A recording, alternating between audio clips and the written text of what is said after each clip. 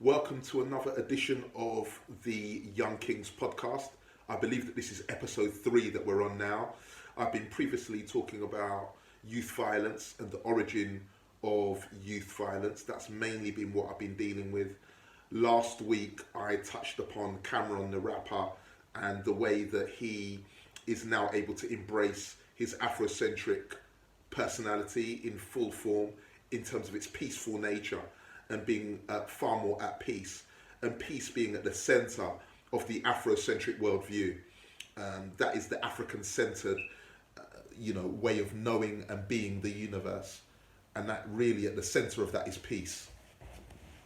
The Afrocentric nature is one of peace, and we went through that, and the fact that he was able to move away from antagonistic relations, which really are cemented in the rules that govern the hood or the ghetto. So that was last week.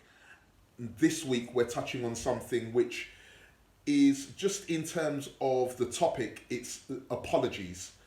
Apologising and apologies. And it doesn't relate to any particular thing in particular. It's particularly pertinent because it touches on, it's relevant in terms of the Israeli-Palestinian conflict that's going on and other things, other historical oppressive regimes and issues that are pertinent to society, and in understanding the way that society behaves and being on the right side of history and being on the right side of social movements, and in terms of in terms of the way that you carry yourself, in terms of the way that you navigate society and the way that you see society and understanding society.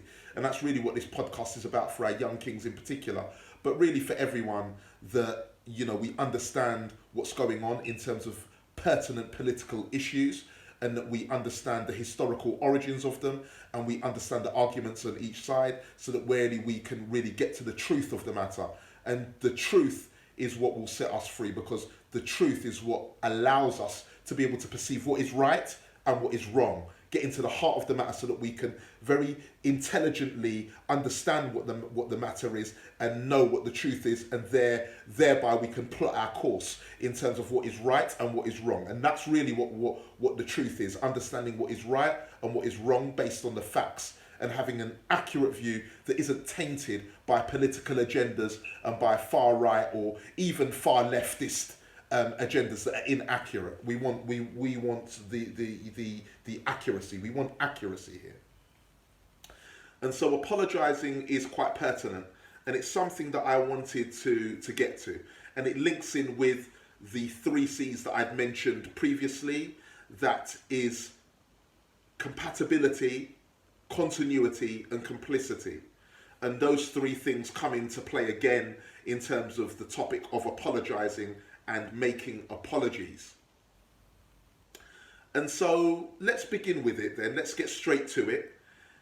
This is something that I've been thinking about, and that, as I've said, is quite pertinent. And so apologising or making apologies. Okay, so apologising.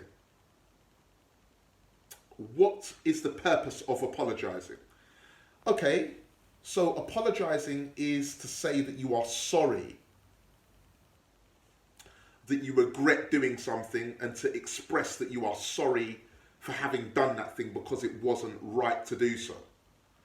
And that you feel, or should feel, a deep sense of guilt, or that something's not right there, that something's not right with your soul, with your spirit, with your being, with the essence of whom you are, and it needs addressing, it needs straightening out, and that one is quite sorry that one, in a way, has missed the mark. The Latin origin of sinning, or to have sinned, a sin, is to have missed the mark. And that is the Latin origin, or the original Latin translation of what it is to sin, to do something that isn't right. And that is to miss the mark. To have missed the mark of where you ought to have been, as to where you are in terms of what you have done. You've missed the mark morally, or in other ways. Predominantly that you've missed the mark morally. That what you've done is at odds with what should have been done, and therefore things aren't well with you. You're not feeling right about something. and therefore you want to apologize in order to realign your soul or your spirit with what's right. You want to be right with the universe and in terms of what's gone wrong there. And so to sin is to do something that is wrong, to miss the mark. And so you're apologizing for that, meaning that you want to correct yourself. You want to be on the money. You want to be on the mark of where you should be morally. And so, okay, that's the origin. That's the basis of apologizing, that you seek to correct something that has gone quite awry, something that's gone wrong there. So you're apologizing. You're vocalizing the fact that you wish to correct. You're apologizing. And that is the prerequisite then of correcting, of going through the action of correcting. So you're vocally saying that you're sorry, but what needs to go with that is correction. That's logic. That's logical to my mind, that you want to correct. And that's where it comes into the 3 C's in terms of continuity. You're no longer compatible with the behavior that you've done that was wrong. You're no longer compatible with that. Therefore, you want to disrupt the continuity of that action. And therefore, you are no longer complicit with what you did wrong. You're removing yourself from that process. So your apologizing means that you're no longer compatible with the action that you took or what you did. You're no longer compatible with that. You're seeking to correct that, thereby disrupting the continuity of that whole process. And therefore you are no longer compatible. You are no longer compatible with it, and you're no longer complicit in that action. You're removing yourself from that whole process. And so that's where the 3 C's come in with that.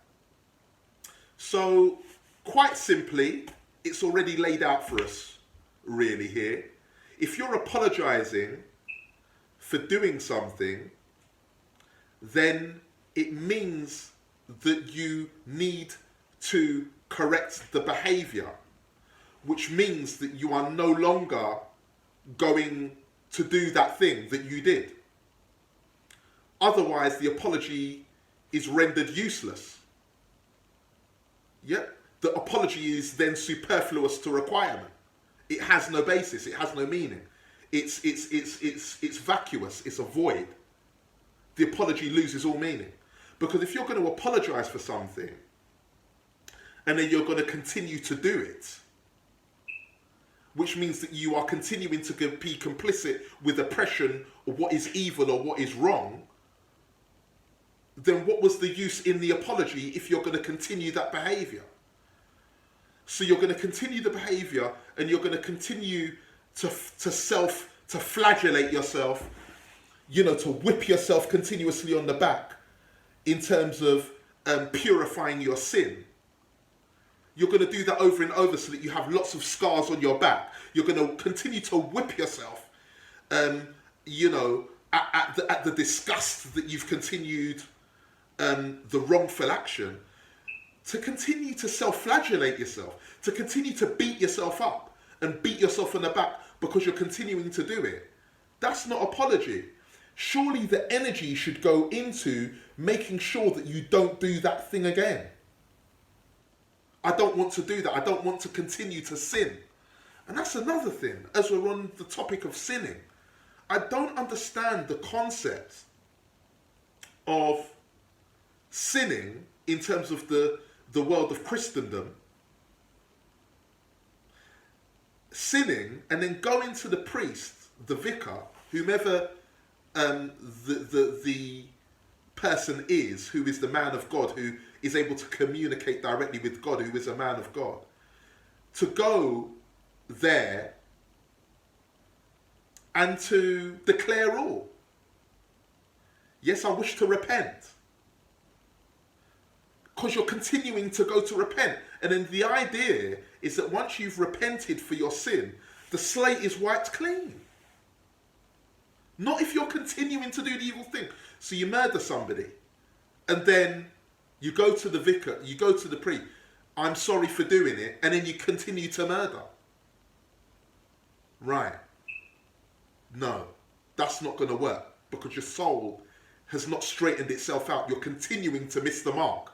You're continuing to sin and miss the mark morally of where you ought to be. So morally, you're at odds. You're continuing to be at odds. Your soul hasn't straightened itself out. And that leaves an indelible mark on the soul. Okay? It's still marked. The stain is still there on your soul.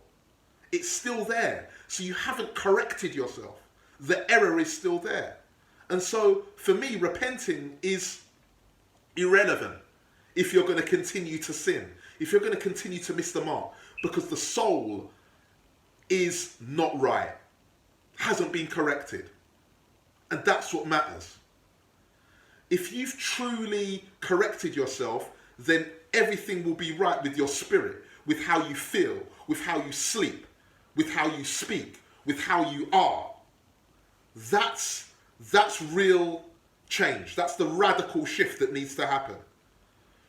And apologies are useless there. So I don't understand that repenting, the situation of repenting within the Christian world. To me, that's a nonsense. The energy should be focused on correcting the behavior so that you don't do it again. That's correction. Meaning that you are no longer compatible with that error. That's the real work. Not doing it and having to repent or beat yourself on the back, whip yourself, scar yourself on the back to say that you're sorry. To continue to self-flagellate yourself, to say that you're sorry for doing the thing that's wrong. That's not going to make it. Not in relationships, not in anything that requires morality, the way that you're dealing with people. And that shouldn't be okay. So that's what I want to say to our young kings, that apologising in and of itself is useless. Unless you're going to correct the behaviour and the morality of the situation demands that you correct the behaviour. If you love somebody and you've sinned, you've missed the mark morally, then you should really be going out of your way to correct the behaviour so that you're no longer doing what you did before. That's it. Not doing it. Not thinking it in your brain. Or being deviant. And your thoughts are powerful. Don't think just because you're not saying it and doing it, thinking it. You want to completely remove it from your system completely. Right? If the thought goes there, then you want to be able to correct that immediately and know that you ought not to go there. Right.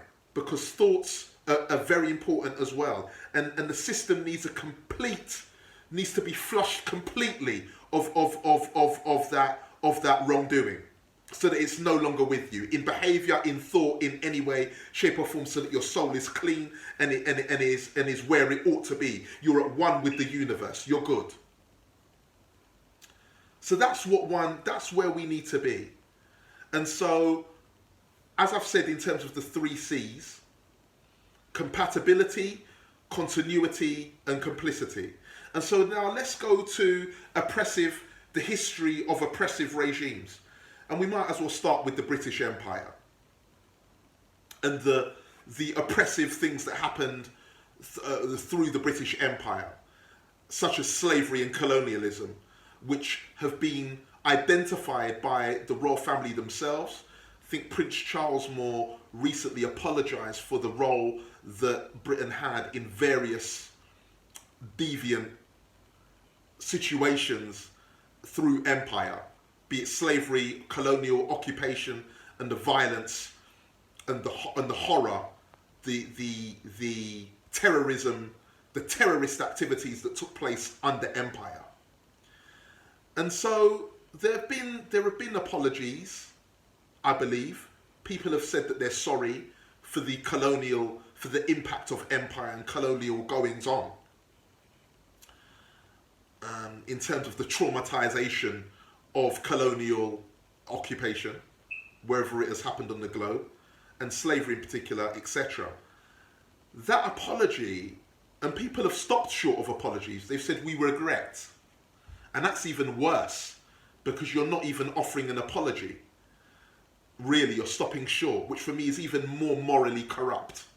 Because essentially you're saying you don't really care.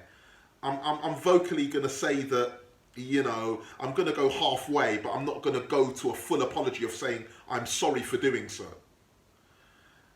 And so the apology, for me, needs to be backed up by a corrective behaviour. I'm really sorry is representative in behavioural action. And so reparations or actions that say I'm sorry, I'm no longer going to continue certain oppressive situations. And that to me points towards the honouring system, the royal honouring system in Britain, because it's still representative of the age of empire. Officer of the empire, member of the empire, officer of the empire, commander of the empire, knight of the empire. Yeah. It's still representative of empire. And empire was largely evil, and it's completely distasteful. It's something that represents oppression. It was largely an oppressive regime. And if one is apologizing for the acts of empire, then one ought not to be, in 2024, having an honouring system that honours empire. That should be removed. If we're apologizing, we're saying, okay, we now understand that something was wrong and needs and ought not to have been. Then one should correct that behaviour and make steps to correcting that. And that comes down to changing the honouring system that still honours empire, because then you're not really sorry. You feel that empire is still where it is still what represents you best. It's still something that is of value. It's still something that you identify with, something that is still, that you're still invested in, something that is still one with your soul and with your spirit. But you're identifying that you've missed the mark. The empire, in terms of humanitarian practice and morality, missed the mark. So then why continue to honour something that has missed the mark, that was a sin, that missed the mark morally? It doesn't make sense, but you're still honouring something that has missed the mark. It makes no sense at all. So apologies need to be backed up so that you disrupt the continuity of it. So you're clearly displaying in your behaviour that you are no longer compatible with that, and you are no longer complicit with evil and the moral immoral goings on. So that's all I wanted to point to. And especially in terms of the Israeli-Gaza conflict, okay? You're saying that you're sorry. The Israeli government is saying that it's sorry for bombing civilians in Gaza and in the Palestinians, children, what's going on. But you're continuing to bomb on a level. And an important argument was raised. On LBC radio, and I forget the presenter who presented the argument now, but it's on LBC radio, and it was made, and the argument was, would Israel be bombing and carrying on as it is with Palestine and Gaza, bombing Palestinians? Would it continue to do that if Hamas was hiding within Israeli territory?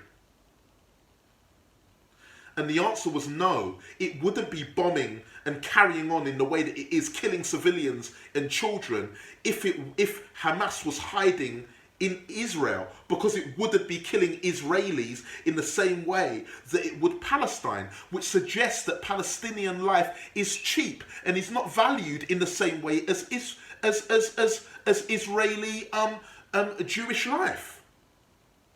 Because you wouldn't be carrying on bombing Israel to get Hamas as you would as Hamas hiding out in Palestine and within the Palestinian territory of Gaza. That's a sound argument. That's absolutely sound. Palestinian life is cheap and not valued. So stop apologising unless you're going to correct that behaviour and stop bombing and killing civilians, including children, in their thousands. Right, that's oppression. That's continuity. You're compatible with killing children as long as they're Palestinian and not Israeli. That's sound reasoning. Sound. So that's what I'm talking about with apologising. Don't bother unless you're going to have corrective behaviours of not doing something that is morally corrupt and that you're missing the mark, you're continuing to sin. Stop missing the mark, correct your behaviours and let's have some action that's there. Right, that's what I wanted to point out. And that's how you need to be seeing the world and what's going on. So please take apologies critically and with a pinch of salt, unless the corrective behaviours are there that are disrupting the continuity, that indicate that the person's no longer compatible with it and that that they're no longer complicit in evil. Right, we'll end it there. Thank you very much. And that's the end of episode 3 on apologising. Thank you.